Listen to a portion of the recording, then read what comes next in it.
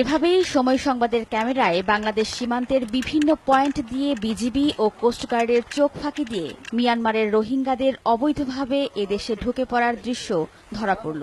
রাতের আধারে নৌকা করে নাফ নদী পাড়ি দিয়ে বাংলাদেশে অনুপ্রবেশ করেছে নারী ও শিশুসহ ২০ জন। এরপর তারা পালিয়ে পাহাড়, সীমান্তের বাসিন্দা এবং কেউ কেউ শরণার্থী ক্যাম্পগুলোতে আশ্রয় নিচ্ছে। আর ভাই বোন 5 জন, না মা বাপ 2 জন, 11 জন।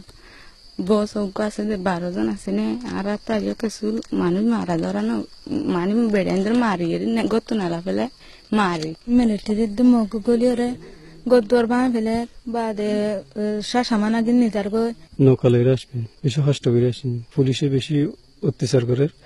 এখন আছে পুলিশে গুলি মার গর্ভপাত হলে। জাতিসংঘের শরণার্থী বিষয়ক সংস্থা UNHCR বলছে, রাখাইন রাজ্যে সেনাবাহিনীর অভিযানের মুখে হাজার হাজার মানুষ বাস্তুচ্যুত হয়েছে। এই অবস্থায় মিয়ানমারকেই উদ্যোগী হয়ে সমস্যার সমাধান করতে হবে বলে মনে করেন IOM এর কর্মকর্তা।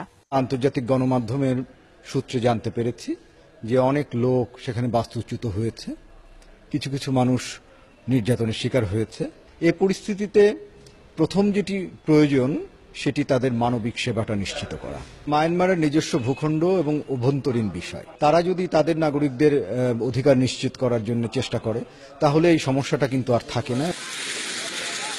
সেনা অভিযানে 69 জন রোহিঙ্গার মৃত্যুর কথা স্বীকার করেছে মিয়ানমার। তবে এদের সবাইকে সন্ত্রাসী বলে দাবি করেছে দেশটি।